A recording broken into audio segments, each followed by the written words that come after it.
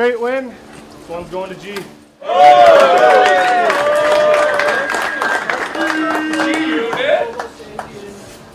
a big win, boys. Enjoy some days off. Chi-Town with the bolo.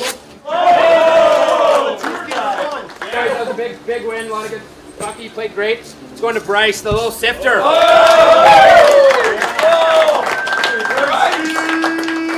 Yes. It's one hell of a way to start the road trip. Let's have some fun these next 2 days and keep this thing going. And fun they did.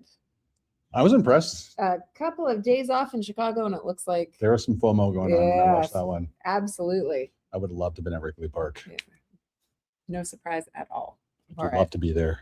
I am Sarah Lusky. He is Jamie Thomas. You are watching Check-In. It's great to see so many of you in the chat already as we get you set for today's game between the Chicago Blackhawks and Winnipeg Jets. As the Jets continue this road trip, they started off with a bang, a huge 2 points in Colorado, and they will look to continue it on now in Chicago tonight before closing things out in Dallas and Columbus. Isn't it funny how we said before they left on this trip, like, this is the trip that will decide By the their end playoff. of this weekend, We're going to know exactly. we will have a better idea. So at what, 10.8% on Money Puck? Hold on. 10.5%. Hey, so much has changed since we saw you last Saturday because of the Jets win and because of a number of losses, because now it's not just the Pacific Division in terms of the top three that are saying, no, you take it. No, you take it. Right. Nobody seems to want to claim the second wild card spot other than the Winnipeg Jets who keep pushing. And I guess same with the St. Louis Blues. Right. And Nashville seem to have it in their Locked hands. up, we thought. And they've lost 3 in a row now. So struggles, but so much has changed since then. I mean, you think about it. So the Jets have won across the league. Huge news with the Leafs releasing their GM, Brad Treliving, for it. We've seen a coaching it's his change. fault. That's right. We've seen a coaching change in Vegas as well. John Tortorella in there now and in place 8 of games Bruce left? Cassidy. And playoffs, his contract is reported by John Shannon is like the 8 games and playoffs. Correct. And they'll look at it after the offseason. And- So there's been a lot going on. And the Winnipeg Jets still have one game against Vegas as well. So interesting. But the Jets now just 3 points back. So you're saying There's a that chance. there's a 10% chance right now. Right. We'll be even higher with the win here tonight. Yeah, and just impressive. And this is the one, because you think of the games that are coming, Dallas and Columbus, and then you have a huge showdown with Seattle on Monday here at Canada Life Center. This is the game where you are a little bit fearful of because of the one you might look past. But I think Winnipeg's been in Chicago enough times to face a Blackhawks team that is not involved in a playoff chase at all and have not been successful. So I think they'll be tuned into this one for sure. Yeah, joining us just momentarily will be Bruce Boudreau. Very excited to have him on. He hasn't joined us yet this season, but always one of our favorites. And Marty Biron is going to join us as well. So full TSN, really TSN heavy show today, which is always fantastic. But let's take a look at where the standings are right now, just before we bring Bruce in. So we have 6 teams within 4 points of that second wild card spot, with so many of you in the chat already discussing things today. So Jets aside, we obviously want the Jets to claim that second wild card spot. Which of those teams scare you? Because we have seen a lot of movement. Of all the teams that are here right now, I had written San Jose off. Yep. But after I watched them last night against St. Louis, I'm like, okay, maybe they might be a problem. LA is kind of always that team. They're not very interesting. Temi Panarin's there. I don't know. So to answer your question, I'm terrified of both San Jose and Los Angeles. Okay. What about those of you in the chat? Who is it that you are keeping your eye on most? We do a ton of scoreboard watching at this time of year. The Jets, with a win tonight, would have 9 wins in the month of March, which would be the most wins that they have had in a month so far this season. So they continue to impress. I know we've said it on numerous occasions, but the way that they have come out from the Olympic break, and there were a lot of questions. They were 11 points back. We wondered about what sort of, with some of the injuries, some of the trades, new faces being brought in. What sort of energy would we see from the team? We have seen this team continue to push. So it hasn't been hollow words of just saying that, of course, we believe in ourselves. This team has really been putting together something. Right. And as much as you want to criticize the schedule, the Olympic break did give a lot of people time to heal and be refreshed for this push. And, we've seen a lot from Cole Perfetti. Certainly Adam Lowry, that second line has been incredible for this team, maybe a big key why they're here. So As much as they have to play a lot of games, a lot of days, the Olympic break was very helpful for this team. Yes, absolutely. We will hear from the players momentarily, and morning skate has just wrapped up. It was a very long, reports out of Chicago in the United Center was that it was a very lengthy skate. The Jets had Sunday off. They had an optional skate on Monday, so a very long morning skate today, but we will update you on all of that shortly. But we want to bring in Bruce Boudreau because he has so kindly fit us in today in his very busy schedule. So there we go. Hi, Bruce. How you doing today? I'm good, Sarah. How are you? I'm doing Hi, great. Jamie. Yeah. Hey, Bruce. Hey. It's so great to see you. Okay, what do you make of, well, I mean, really just across the league right now, these final 8 to 10 games and some of the races that we have going on, whether it be in the East or the West? Well, it's funny. I mean, when any of those teams that are trying to get in lose one game, you think the season's over, we're done. And then you look at the standings and you go, oh, we're still okay. We're right there, right? So I mean, if you look where Nashville is, and then you take all the games in hand on the teams following them, and just say they win them all, the ones that are games in hand, we're going down to the last 5 games, and who knows what's going to happen, because it's if you can win now, if Winnipeg can win 6 out of 8, and they've had a fabulous March, and they've played I thought so well since everybody has counted them out, that and they've got the pedigree of winning. I think they've got a chance. But if they win 6 out of 8, I think there's a good chance they can be in. Does the game against Colorado in Denver the other night, Bruce, the way Winnipeg defended, should that cause if you're the Avalanche, would you like to avoid Winnipeg at all costs, the way considering they played them the last 3 times? Well, I certainly would, because I mean, they know how to defend. I mean, they win the Jennings, they win the they win the Vezina. So I mean, obviously defending, and I think Hellebuyck is sitting in there going, you know what? I'm starting to get ticked off here. I'm not going to let any more pucks in. And when he's playing like that, you can be a little looser. You can be like you can make mistakes, and he covers up for the mistakes. Or at the beginning, the first half of the season, he wasn't covering up for the mistakes the way he has been in previous years.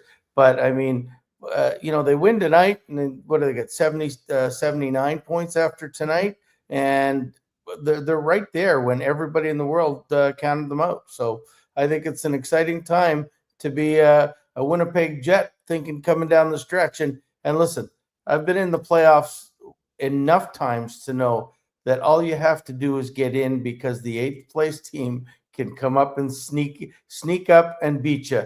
And it's happened many times, and it's happened a lot to the President's Trophy winners. So just get in, and anything can happen.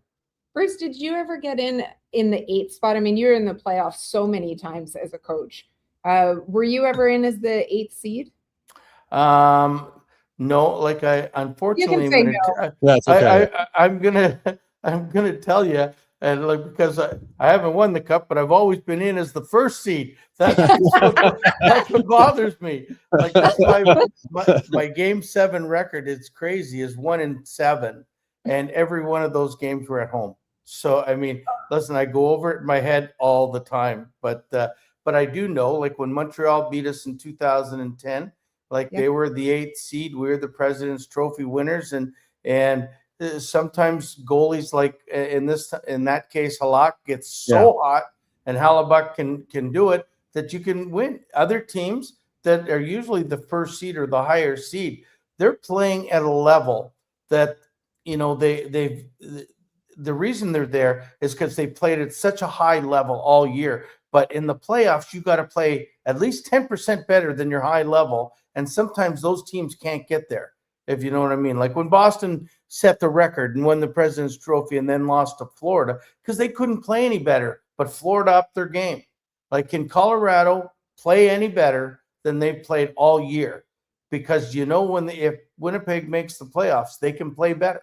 And they've got that, they got a first line that's as good as anybody. And just heard you guys talking. The second line is starting to pick it up. And now they don't have to worry about having too many defensemen. And they got the best goalie in the league. So I'm a pretty positive guy that good things can happen. Bruce, I think obviously a lot of credit gets given to Mark Scheifele and Kyle Connor because they have carried this team for the majority of the year, but does enough attention been given to Gabe Vilardi?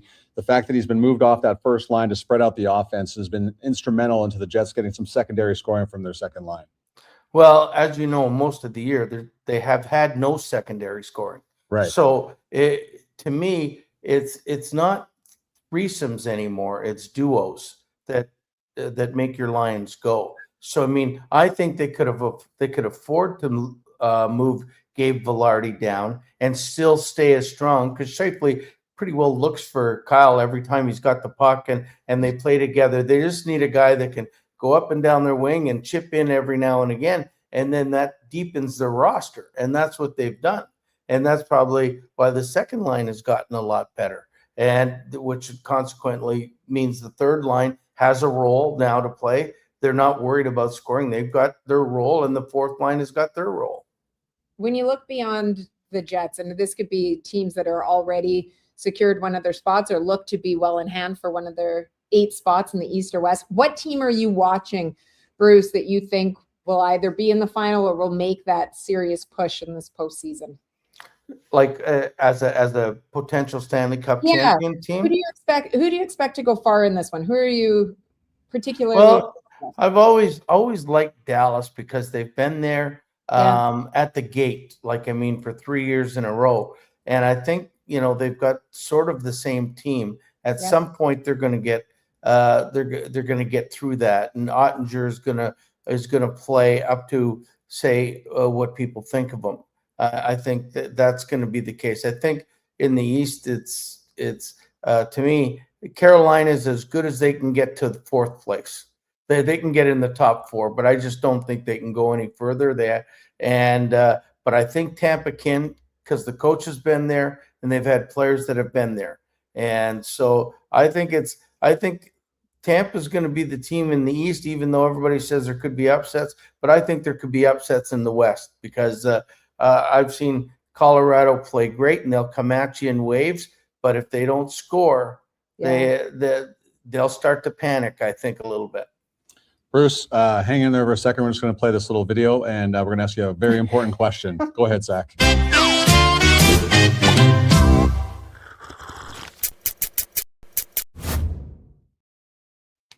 Okay, so Bruce, guaranteed you did not see that one coming. Okay, you know what? We're here to talk hockey. Thanks so much for having us on, Sara and Jamie. Instead, though, Bruce, we also like to talk about soup. Yeah. You have coached many games in Winnipeg. You know that Winnipeg can be quite chilly, and somehow soup has become something that we talk about extensively on this show. A lot. So people in the chat are absolutely loving having you on here right now, but they would love to know, we always like to ask people, are you a soup person? And if you are, what sort of soup is your go-to? Well, first of all, I love soup, especially if it's. I thought you couldn't go up any higher in my books. Bruce, you were already at the top. Well, I'll bring myself down in a second here. But I am the most plain guy in the world.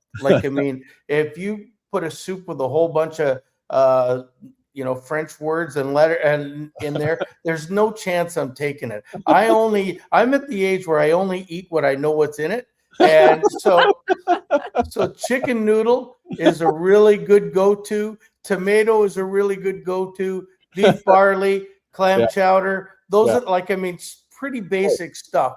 I haven't got into the I don't even know if I'm saying it right. I hope you can't get the show canceled. Pasta Pajula and stuff like that. But I tell you what, every restaurant I ever go in, the first thing I do is look at the soup menu, because I want soup before anything. Oh. You win. Yeah, you're the best. Yeah. You know what? You might have the classic answers, Bruce, but they are also the best answers. There's a reason why. We appreciate you fitting us in today. We know how busy your schedule is, and it is so wonderful to see you. And everyone can look forward to seeing you on SportsCenter later tonight. All right. It's great seeing you guys too. And thanks for calling me. I loved it. Yeah. Thanks, Bruce. Thanks, Bruce. Okay. Bye-bye. That's awesome. What a great answer. Yeah. But people in the chat love it. Well, of course. Yeah. For it. It is good soup options that Bruce gave us. And Bruce is one of my absolute favorite I can see why. that I've ever dealt with. And I think I may have said in previous years when he was on with us, that I covered him a ton when he was with the Washington Capitals. Mhm. Obviously, Minnesota Wild did a bunch of series with him with the Anaheim Ducks too. And he is exactly with the media how you see him in that interview too. And he is just one of the most likable people that you will come across in this business. Have you ever So genuine. Have you ever seen him get mad at the media? I can't recall. I mean, it's only deal with him from a Winnipeg Jet perspective. So I've yet to see it. Maybe frustration with questions, maybe, but not really. Yeah, I don't it's think so. Bruce. Heck. And he is right. I mean, you look at anytime when he was coaching it in the postseason, I mean, it always came up that his team would make it to Game 7 for whatever reason, struggled to be able to. That's quite the record. Like 1-7 and all 7 losses at home. And you just know that it would just eat him up, just like it would bother me too. Yeah. Always being a Bruce fan, minus when the Jets played his teams. Fair enough. Yeah. Oh, look at people having soup today. It's not a very nice day out today. It's very slushy out. While we wait for Marty Biron, why don't we take a look? So mention that the Jets are closing in on the standings. They're one of those 6 teams that are within 4 points of the second wildcard spot. They have made that push. It is impressive to continue to see. And so yesterday, we'll start with yesterday, Dylan DeMello and Mark outside the principal's office. That's right. We have some questions about this background. We'll get to that afterwards. Yeah. Here's Dylan DeMello to start things off. Been trying to stay in the fight. I think we've had some games where we felt we've played well and deserved better. It just seems like it's been kind of that year where we're able to string some good games and some wins, and then maybe we don't have it one night or a couple nights, and we're fighting it. So we've kind of been up and down all year, but I feel like last little bit, obviously our urgency has been really high. We understand the situation, and guys are digging in and playing hard, and we're picking up wins and getting points and just trying to stay in the fight here. And it's going to go down the wire, so we're just hoping to keep accumulating them and hopefully get in there. Playing our game, playing with confidence, playing with the thought that we know how to do it. We know how to win. We know how to take care of business, and everyone's demeanor going into games, going into all that, just working their hardest and giving it their all. And I think the biggest thing is just confidence in our team, confidence in our group, and going from there. Protected lines. Oh, sorry about that. Hi guys. It's true. So it did not look like they're outside the principal's office in a school. The first thing Jamie said when he saw the video, why are they standing out there like that? It looked like they're in a school hallway for sure. Yeah, you aren't wrong about that. But the Jets making the push. So today, morning skate, if we take a look at what the projected lines are, because it finished just a short while ago, because you want to remember also that this is a 7:30 start tonight. Yes. I had forgotten. Me too. So TSN pregame show begins at 7 p.m., but a 7:30 start. I take a look at the projected lines. No surprise that this is what we're seeing. Because of how well everybody played. So Jacob Bryson gets another shot. And I remember Scott Arniel saying that he doesn't like people staying out of the lineup for too long, but he played so well that he gets another shot with Elias Salamonson on that third defense pairing. Of course, he had an assist on the game-winning goal. Rosane, Zhilkin, Ford, the young line. Like the looks of that. And also, don't touch my third line because it's Taves, Lambert, and Koepke, because no one listens to me ever about the third line. So basically, if this third line changes on Thursday, you know why. I'm gonna fly right to Dallas, and I'm gonna have a word with Scott Arniel on that one. All right. Our next guest is joining us from the car that I sent him for all his great work on television and his National Hockey League career. His Martin Biron joining us. Yeah, thanks for sending me the car. I love it. So that's great. You do great work. So I just thought it's time somebody actually appreciated you outside of TSN. I'm like, somebody, like a random guy in Winnipeg is like, here's a car, Marty. Yeah, I love it. Yeah. I actually had some stuff to do at the morning skate and our show Sabres Live. And then we're celebrating Don Stevens, who has been the play-by-play announcer for the Rochester Americans for the last 40 years. He's retiring. So they wanted a testimonial after, and then there's more. And then I was like on my way back and I'm like, oh boy, I thought it was, I had more time, but gotta just, I pulled in the driveway and I'm like, instead of rushing it in the computer, the car is my office and I love it. And I do my best work in the car. So you guys are getting in my best location. Marty, since you're talking to two people that have children that play sports, I mean, the vehicle is often where Jamie and I end up doing our work as well, because I will text him regularly and go, okay, well, I've got the computer out. Not while you're sitting, driving, of course. Of course not. No, I'm just sitting outside. I'm just sitting outside. Can't say I've not done that. So I saw someone say the other day about the dangers of texting, obviously, but then you think about what it was like in the 90s when we all had CD players and the big CD books. Yeah. And that you'd be driving without any second thought. You'd have them in your You could have them up top. Or I had the big book that had so many of them in there. You'd be flipping CDs in and out of your CD changer. Sarah, I don't know, I was born in 77. So the middle bump here in the car, right? That's where I sat as a kid. My mom still to this day, my mom is 72 years old. And when she slams on the brakes, she puts her arm out, because that was my seatbelt was her arm. That's how the car was back in the days. Marty, I got a great story on this one. My mom was trying to teach me a lesson. I wasn't wearing my seatbelt in the back of the car, and I was playing with my Han Solo action figure in the back seat. My mom tried to teach me a lesson. She slams on the brake. I flipped over the front seat and landed on the floor. Oh my, yes. With my action figure in hand, of course. Yeah. Well, these were the good old days, but they were not the safe old days. Let's just put it that way. We always my parents tell a story of driving from Winnipeg out to the West Coast. And that's it. I sat in the middle on the armrest the entire time. I mean, I was 2. Why wouldn't I? Prime spot. We were just talking about how Nolan Ryan, when he was traded from, I think it was either Houston or Texas, all the way to, he went to play for the Anaheim Angels. He's like, I had a pickup truck and we put the furniture in and the kids were in the bed of the pickup truck driving from Texas to California. They weren't in the car. They were in the bed of the pickup truck with the dog. Something crazy. Yeah. Hey, here's a good question from Common for the Win. Marty, do players run on cortisol and adrenaline in the long stretch run? And what effect does it have on the body the next day down the stretch drive? You run on adrenaline. Yeah, you're sore, but you don't feel it. You keep going. And then I remember, and I didn't play in the playoffs all that often, only 2 years with the Flyers. Went to the conference finals my first year. And I remember losing in 5 to Pittsburgh. And like a couple of days after that, and you're still on adrenaline because you have your team dinner, you're kind of saying bye to everybody. And then maybe 5 days after, I woke up one day and I could barely walk. And I was like, what is happening here? Like, I was fine 2 days ago. I would be still playing if we were in game 6, 7, first game in the Stanley Cup Finals.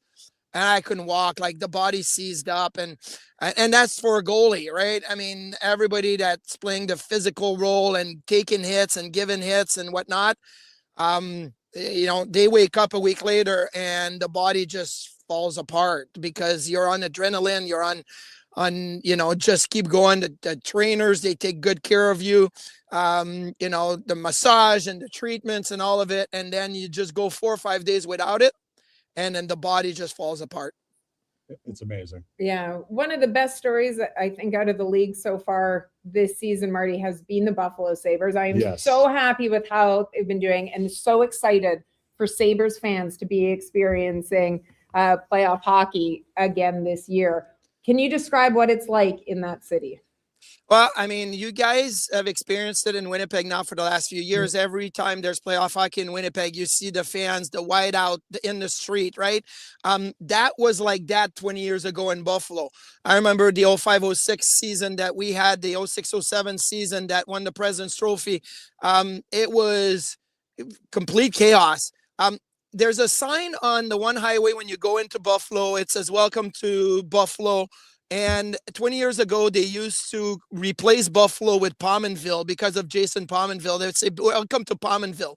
Well, just last week, somebody replaced the Buffalo sign or covered it with a Lindy Ruffalo. Instead of saying "Welcome to Buffalo," it says "Welcome to Lindy's Ruffalo" or something like that. So it is kind of crazy. And having waited that long, there's a whole generation of, like, my kids are older, but my youngest just turned 16. And she didn't experience me in the playoffs. She didn't experience the Sabres in the playoffs. She hasn't seen it. And her and her boyfriend are so fired up. And there's a whole generation of kids and older teenager and older, younger adults that have not experienced it. So I think it's going to be absolutely madness when it comes to that time. How does it not, like, for you that's covered this team for so long, and I know you play for the organization, how exciting is it for you guys, the broadcasters that have been around this for so long and waiting? I don't care what anybody says. It's way more fun to cover a team that's in the playoffs than somebody that missed the playoffs. Well, I'm big on playoff matchup and team matchups and, the tail of the tape and what does this team do? But in the regular season, when you go from one team to the other, like, the Sabres are playing the New York Islanders tonight. So I watched the Islanders game against Pittsburgh last night and I'm like, oh, okay, like how can they match up well against them? But when it's a 7-game series and you start before game 1 and you kind of lay it out there, you say, because I love that, the X's and O's. And after game 1, there's lineup changes. After game 2, there's lineup changes. There's a change of city, change of venues, change of, strategy with last change.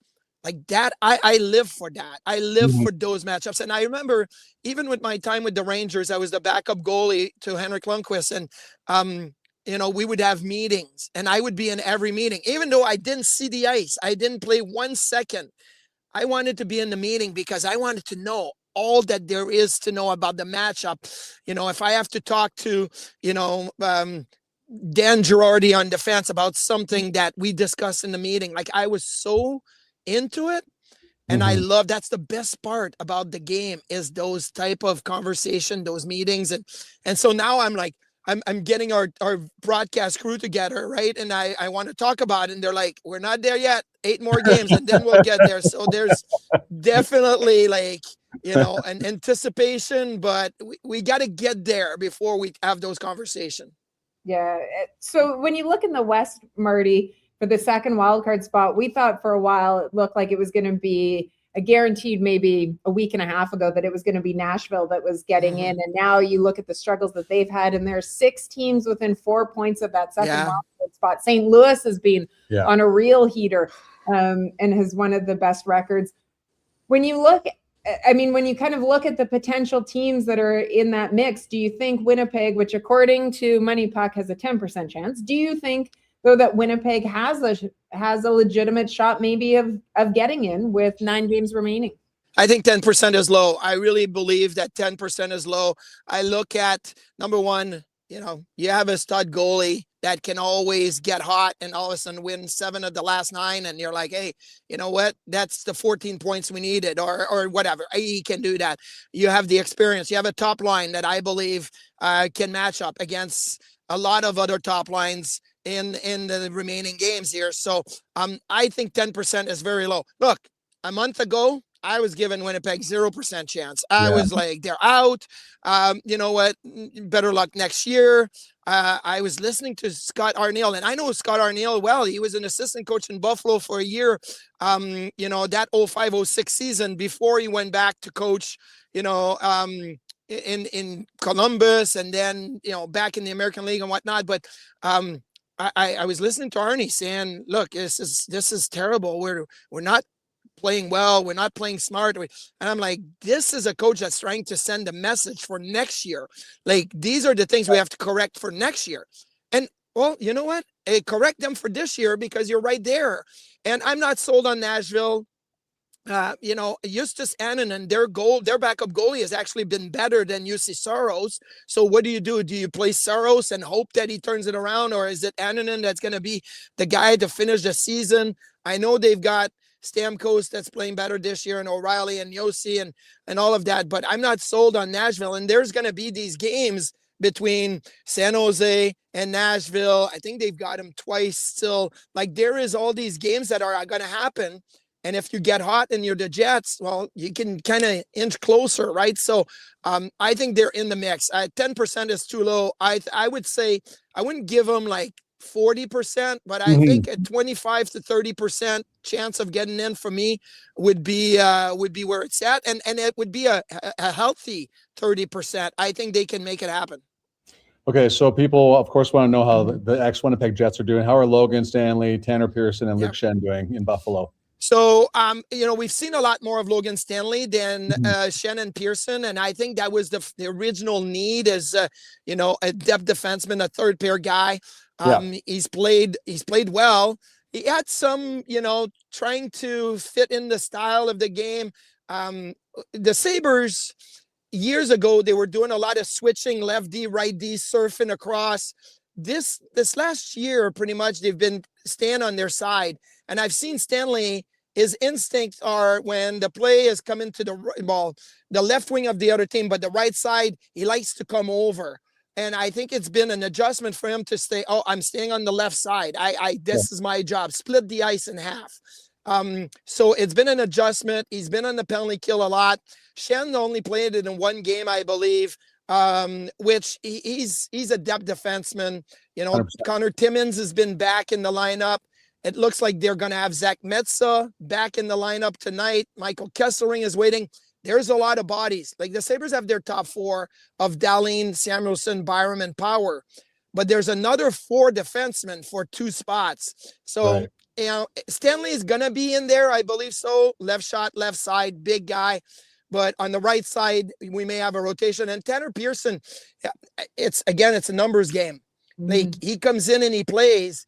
But Jordan Greenway is healthy now. It's a numbers game. So he's going to be spotted in and out on the fourth line whenever there's a need or injuries. But it's a numbers game because I think they have 29 players on the roster right now. That's including 3 goalies. So there's a lot of bodies. Last one, quick one for you. Have you ever considered being a goaltending coach? Well, I do a lot of on-ice instruction in the off season with younger goalies, like, the 12 to 19-year-old. I used to do it during the year, and I was on the ice a ton. It just became too hard to fit it all in. My son is playing college hockey, so I go on the ice with him a little bit, but I'm not the head, coach. Like I have a buddy of mine, David Leggio, who played in the American League, played in Europe, played college hockey. He runs the clinic. I'm the good guy. He's the bad cop. I'm the good cop. I go around. I'm like, how is your season? Good to see you. I push the pucks around. I don't have to chase the money. I don't have to chase the parents, book the ice time, get the shooters. I don't have to do any of that. So I love it. But these coaches work a lot. I mean, I work a lot in doing what I'm doing, but I pick my own schedule. And if I want to do more, I do more. If I want to do less, I do less. I feel like I'd love to be a part of a team, but more as a hockey operation type of person, not as a coach. But goaltending would be obviously what I would fit best because of what I've done. Well, I'm glad you're enjoying the car I got you. Also got you free car washes for a year for all your great work as well. Yeah, it needs a good cleaning. The dogs have been in it, and it's that time of year where things are muddy, so it needs a good cleaning. I'm on it. We feel you. Yeah. Thanks, Marty. Hey, thanks a lot. And yes, I'm cheering Go Jets Go. I want them to get in, and I want to see Bryson and Roseanne, and those two are great people. I want them to have some impact and do well, and I'm cheering for you guys. Well, and there's a lot of people in the chat that are saying for the East that Buffalo is their team that they're hoping to see the Sabres make a long run, a deep run into the postseason. So Marty, come and visit us. We got wings. We got, everything you want. Come visit. Absolutely. Thanks so buddy. much, Marty. Thank you, guys. Martin Biron joining us from his car. That's a question why from the car. So you can do some great work in your car. Yes. There's no noise. I wasn't joking. No. That you and I often message each other when we're waiting for our kids at their various appointments to say, okay, did you find someone to come on this show with us? Yes. Okay, I got this person tomorrow. Yeah. So we do a lot of work. It's the only time we don't yell at each other. Very quickly before we wrap things up, because we are a little bit over, Bruce Boudreau and Marty Biron, those two fantastic guests. Just a quick listen to Inside the Dressing Room today. Yeah, super skilled team. They play good structure as well. They check hard and good special teams. I know their PK is really good, so we gotta be sharp tonight. Just like any road game, it's doing the little things early and not kind of shooting yourself in the foot off the start of games and just kind of building it throughout. And we obviously had a great start in Colorado, and no matter who the opponent is, we look to it's about us in here and playing our game. Against Chicago, we're exact same 2 points against Colorado. That it's what we have to get to keep going in this race. And if you don't respect your opponent, you're going to end up on the wrong side of it. And that's pretty much a message this morning, that we just went through a stretch of 11 games in 19 days, and we got our 2 days off, and it's kind of reset for this last 9 games to make a run at it. And it's we've talked about us having to gain points, and this is an opportunity for us to continue on this road trip of just doing just that. This young team, they're playing loose, carefree, and Blash still has them playing a real solid game, and we're going to have to make sure that we're at our best. One thing about Chicago, I do remember, it's very hard to get to the front of the net. They have monstrous defensemen back there, so that will be a definite challenge for the Winnipeg Jets. And Phyllis, I agree with you. Marty doesn't look like he has teenage kids at all. No. Marty looks like he can still play. 100%. Also see a lot of people in the chat talking about the new KFC commercial starring the one and only Kyle Bleeping Connor. Yeah. If you haven't had the opportunity to check it out, go and find it on social. It is fantastic. Have you seen it? No. Oh my goodness. Yeah. It's so good. The boots alone, Kyle Connor I does hope not Casey got to keep the white suit. Yeah. It is tremendous though. You have to go check it out. You know what? Maybe we'll put it on Thursday's show as well for people that haven't seen it, but you don't want to wait I think until we can do Thursday. Go do it now. What have you got to do between now and when this game starts? 7:30 puck drop. 7:30 puck drop. Looking forward to it. So great to have so many of you in the chat with us. Hope you enjoyed hearing from Bruce Boudreau, Marty Biron. And we will get you set on Thursday for another huge game. We will see if the Jets have pulled themselves even closer and they take on the Dallas Stars. Run, don't walk. It's true. Yeah. Run, don't walk to go watch it. I'm going to make you, before you leave today, I'm going to make you watch. No, I'll do it on my own. Thanks for watching, everybody. Thanks so much for checking in.